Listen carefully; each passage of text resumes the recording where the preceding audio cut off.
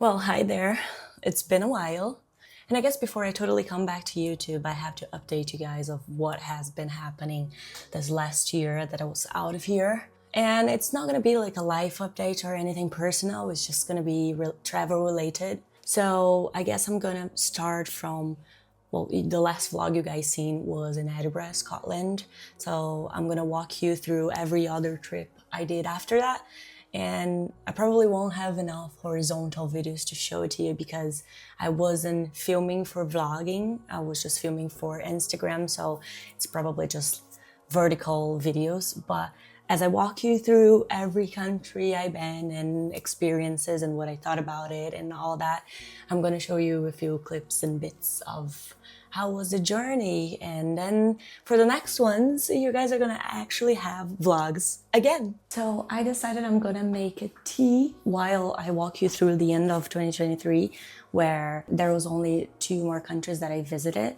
And then so we end 2023, and then I'm gonna have my tea ready to talk to you guys about the whole of 2024. So let's get into it.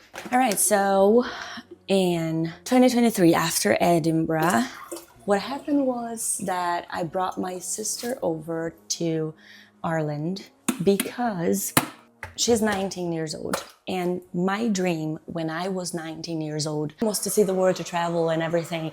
And I I don't even know how many times I wished I had someone to come to me and be like, you know what, I'm gonna give you a trip somewhere, because my parents couldn't afford and I was just starting working and I was in college and everything, so I couldn't afford either. So I did that to her, and she came to Ireland to see how my life is over here. And I rented a car and we went up to Northern Ireland. So this is the other country I went. I went to Northern Ireland with her.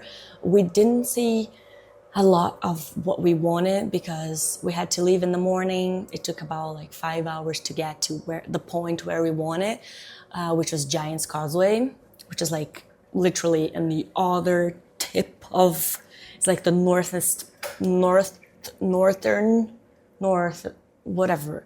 It's super in the north point of Northern Ireland. And so we weren't able to see much because then it was getting dark really early. And then we had to come back down to Belfast to spend the night. And I had the worst experience in a hostel that I've ever had in my life so far. I've been pretty lucky with hostels. I try to be very careful when choosing one. But that one, it literally, when I went to do my check-in, I felt like I was there buying drugs. In the room where we were staying, like, painting was chipping off and the full bed sheets and covers and everything was stained and dirty. And I spent the worst night there, and I slept literally in a little corner in the bed, trying to not touch the bed as much as I could, and cold all night because I couldn't be brave enough to cover myself with those covers. And first thing in the morning, 6 a.m., we were out of there. It was like, it's just a weird vibe. Everybody staying there, really weird. It was just, but it was good in a sense because then my sister could see that it's not because I travel a lot that it's all luxury and all amazing, you know? I feel like, especially back home, people have that feeling that when you travel a lot, it's because you have a lot of money. And that is not the case here. Well, and then for the end of the year, my company, they close not my company, the company I work for, they close every end of the year for like Christmas and New Year's. They close for about 2 weeks. There was not a chance I'm going to spend another Christmas and New Year's in this country. It's too miserable. And I decided to go somewhere that would be at least a little bit sunny. It was a little bit warmer, but not too much more, but it was still a better option than staying here. So I decided to go to Spain. And well, Spain was a very interesting trip, I'll tell you that much. Spain was interesting because I got my phone stolen the first night I was there. It's a long story, and I might tell you that in a different video because it's a good one and I think it's worth a video. But like, it was so funny because the whole trip started really well, like really well. They changed my flight to a little bit earlier, put me in a window seat. And then when I got to my hostel, the view were awesome. Like, the room was really nice. Everything was working out great until it wasn't. I can't tell, people didn't warn me. A lot of people warned me about how they do things there, you know, the pickpockets and all. But I mean, it was a trip that actually helped me understand that I'm able to overcome a lot of difficult situations alone because I was traveling solo there. And well, I try to enjoy as much as I can on that situation.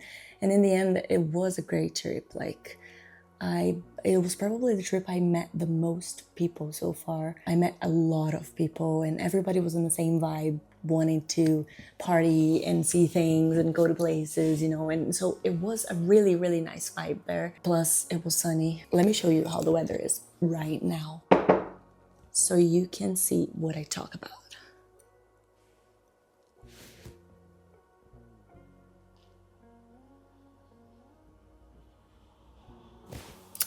So yeah, this is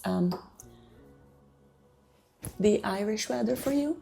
It was a really nice trip, despite of everything. It was in Barcelona, and it was nice. Like, I learned a lot from that trip, and I could enjoy it despite of everything. But unfortunately, every time someone talks about Barcelona, it's the first thought that comes in my head. It's that I got robbed there. But of course, that wouldn't stop me from traveling and keep doing what I do. So we get into 2024 now. In February, I went to Belgium and Luxembourg. I did the two countries on the weekend trips that I normally do. And I do weekend trips when I don't want to spend holidays at work. Because I work 12 hours a day, I get more days off every now and then. And that is in the weekends. So I did Belgium and Luxembourg because small countries, you don't need more than a weekend to see both of them, to be honest. Luxembourg is really quiet, not much to do. I bet, like, if you get a car, you could do some nice hikes and of course you have nice scenery to see, but there's not a whole lot to see there. Like, I spent a few hours there. It's a very quiet place. And I think that was like on a Saturday or something. It's a very quiet and chill place, but Belgium really surprised me in a very positive way, because before I went, I heard, oh, Belgium is considered the most boring city in Europe. And now I don't think that's true, because it's obviously, like, the people you are with and things that you experience are gonna make the whole experience be different, of course. I met a few people, we went partying, we had a lot of fun there, and I was really not giving much expecting much from this trip, from what I heard, but delicious waffles and Belgian fries and good food. I found good company and I had a lot of fun there. So, but definitely don't need more than 3 days to go there. Then in March, I went to Austria and Slovakia. Kind of the same thing, just a weekend trip. Slovakia, it's like Luxembourg. You don't need a lot of time there. I went to Bratislava, the capital. Delicious dumplings, but they're not like the Asian dumplings. They're like dumplings that are from Slovakia or something like that, because I asked for local food, so that better be local food. But other than that, like, I walked around, I saw like cute places and stuff and the architecture and all that, but there's not too much to do there as well. So like, I spent literally hours there, and then I went back to Austria. In Austria, I was expecting a lot from Austria, and it delivered. Of course, Vienna, it's just like another city in Europe with pretty buildings and all that stuff. But I wanted to go to the mountains. I've seen a lot of pictures and videos about Hallstatt. I'm hoping I'm saying it right. Which is like, I don't know if you can call it a village, but it's all surrounded by mountains, and it's like, it's unbelievable. It's I don't even think my imagination is able to create something like that. It's amazing. It was like I was looking to a big green screen in front of me, and it was a very kind of no, I won't say emotional, but it was a trip that I was like, wow, look at you, you know, like you are seeing things that before you would only see in a screen on your phone, and you are seeing them in front of you now. I was really proud and reflecting about it. Yeah, it was a nice trip. It was a really nice trip. Well, the real deal is now though. I went in April to Switzerland, and Switzerland was my dream destination for a long time.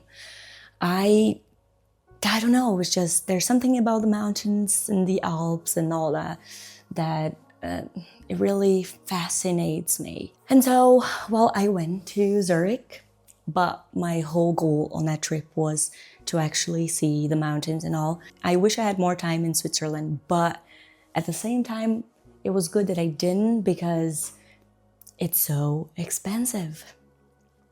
Just like the trains to get to the Alps, like it's amazing how the public transportation works there. Like the trains take you everywhere, and that's really good because you don't need to rent a car.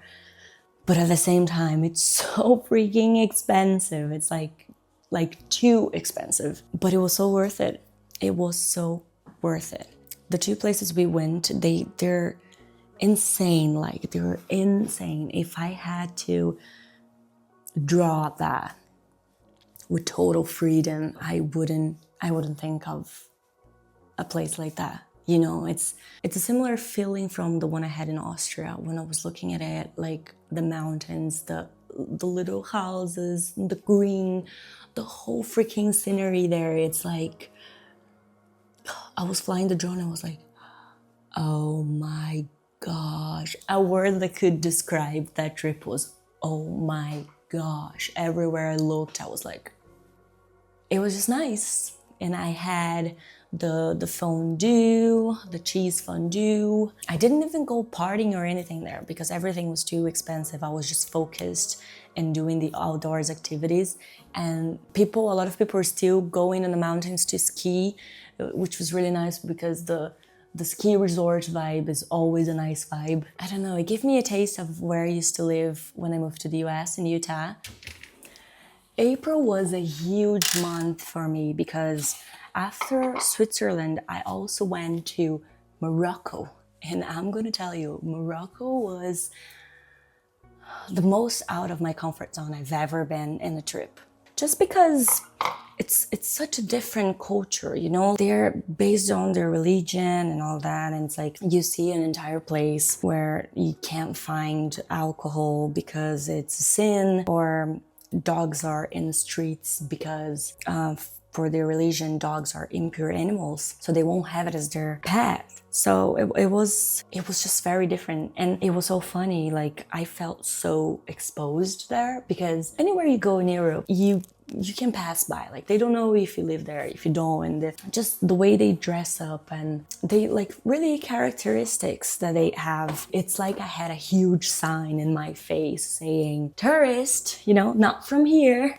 I don't know, I just felt very exposed. Like in a crowd, they would know that I'm the one that's not from there. I mean, you have to understand like culturally how things work, you know. It is a little bit annoying and overwhelming when you're just walking in the markets and people are constantly trying to put stuff on you to make you pay, or you look to the side, you're like, oh, this wall is so pretty, and when you turn, someone is like, dirham, trying to get money from you. But it's also the reality. That's how they survive, you know, like that's how they make money and survive. So gotta be understandable about it. But it was very different experience. And I think I needed something like that.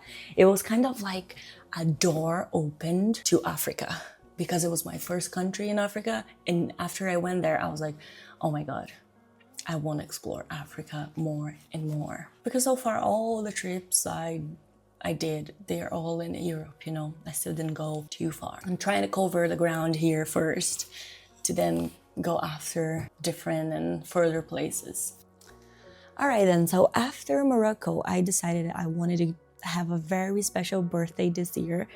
And in June, I decided to go to Mykonos in Greece. As I do with all my trips, I always choose the destination based on how cheap the flight was. It was pretty good deal for the flight for Mykonos, but then Mykonos is so expensive. I literally had like 8 days there. Now looking back, I kind of regret it not exploring the other islands, just staying in Mykonos, because at start I was like, okay, I want to go somewhere to relax, go to the beach, eat, party, repeat.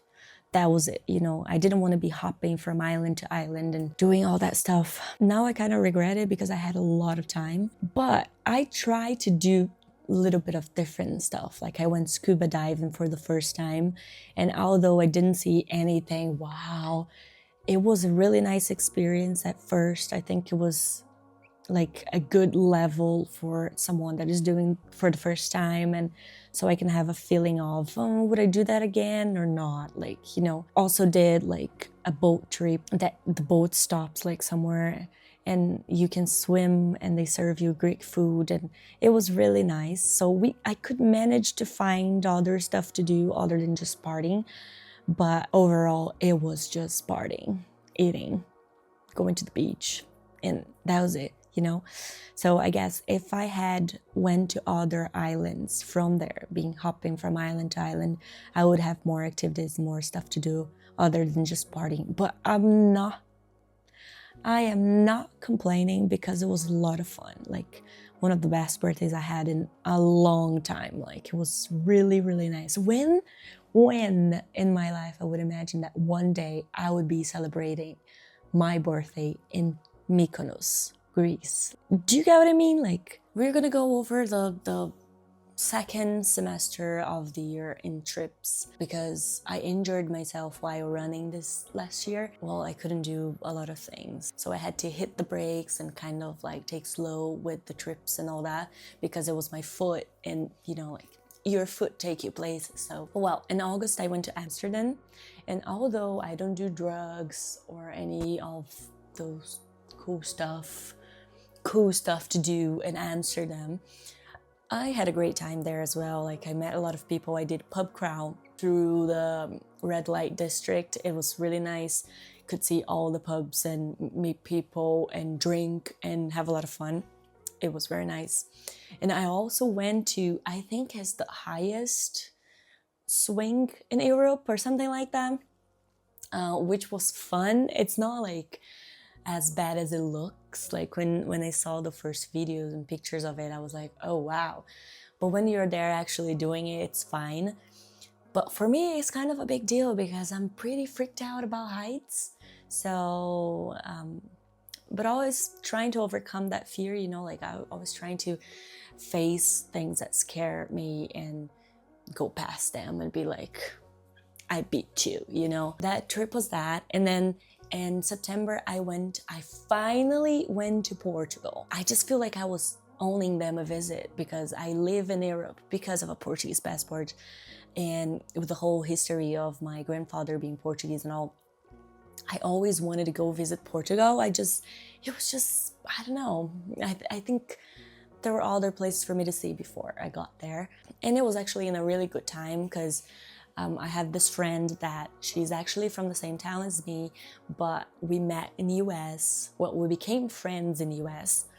And then I left and she was still there, but then she moved, and anyways, she's here in Europe now, and we met in Portugal. So it was really nice to see her again after a while and have that experience with her there. Also, she was really kind and took the time in the whole itinerary to take me to my grandfather's hometown. Fortunately, he passed away, so I wasn't able to talk to him about it, you know, get tips and things to see. And it was really special to see where he came from, especially because I was pretty much raised by him. It was really nice. I mean, it's a very little town. There's not much to do there, but it was nice to go and experience and try to think back and how life was like almost 100 years ago there when he was born, you know. It's actually in 2025, he would be 100 years if he was still alive. I just realized, because I think he's from 1925. Wow. Overall, Lisbon was really nice. Nice weather, great food. I just think the Portuguese pick on the Brazilians a little bit too much. It's like they're trying to find stuff to complain about us. I don't know if it was just my impression of it or if that's actually true, but that's how I felt. But overall, like, it's a beautiful country. Croatia was the next country. I went in October. I was just trying to find, it was kind of a last minute trip because someone asked me to change shifts with them. So I would get like an extra day off because of that. And I was like, any extra day off that I have, I am going to travel. I'm not going to stay around here. And so I saw the opportunity and I was like, the flights to Dubrovnik were really okay. It wasn't too expensive. I was talking to a few Croatians that work with me and they were like, oh, October is still fine. Like, you're still gonna be able to go to the beach and swim and all. And I was like, perfect. That's what I need. And near Croatia, there's Bosnia and Montenegro as well. So I was like, I decided to do, because I had 4 days there, I decided to do 2-day trips to see Montenegro and Bosnia. Both like pretty countries. Montenegro was like, I was in love with Montenegro. It was just so upsetting that the weather was so like depressing. It kind of makes the whole vibe of mountains and stuff, but I think it was gonna be so pretty and nice if it was sunny, you know, and it was raining all the time as well, but I could still manage to fly the drone to get a few good shots for you. But yeah, other than that, like Croatia, it was lovely. The little pause I needed from the weather in Ireland to a nice beach weather somewhere else, you know. I also tried squid ink risotto there. And as weird as it sounds, it tastes really good. I liked it. Because it's one of my things, like I love trying different foods from the local places. It's just like makes the whole experience different, you know. And then, well, after Croatia, I went to Norway. It's again like it was a cheap flight and blah blah blah, but I feel like I needed more time in Norway.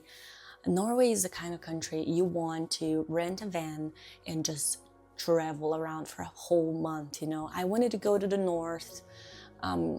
I wanted to experience like everything that Norway is known for, because I have a personal like thing with Norway because my cousin lived there for a long time and he would come visit me, my grandparents and stuff, and he would tell me, oh, it's super cold there and blah blah and snow and this and that, because most of the Brazilians never seen snow in their lives, you know.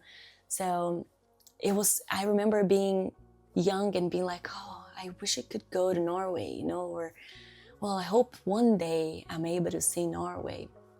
And well, thankfully that happened for me, but I just think I wish I can go back one day and explore it the other way. Like there's a super cool hike that I want to do there, the Trolltunga hike, I think. So, but yeah, I mean, Oslo doesn't feel like is what Norway is in a whole, you know, like it's just, Oslo is just a city. Yes, I did the sauna and swim in the fjords and all that, but I just think, I don't know, I think Norway has so much more to offer and I didn't have time enough to see it. But I will, one day I will. So Norway was the last country because I went to Brazil to spend Christmas and New Year's with my family this year, but Brazil never counts, you know, it's my home country and I go there every year. So yeah, that was it. I hope I could update you guys on the trips, the next trips, then we're gonna have proper vlogs about it and all that. And I really hope you guys watch these videos in English. Like I will do subtitles in Portuguese for you, for all my Brazilian subscribers, but please, keep watching. I promise you, I'm gonna show a lot of cool stuff here. I see you in the next one. Bye.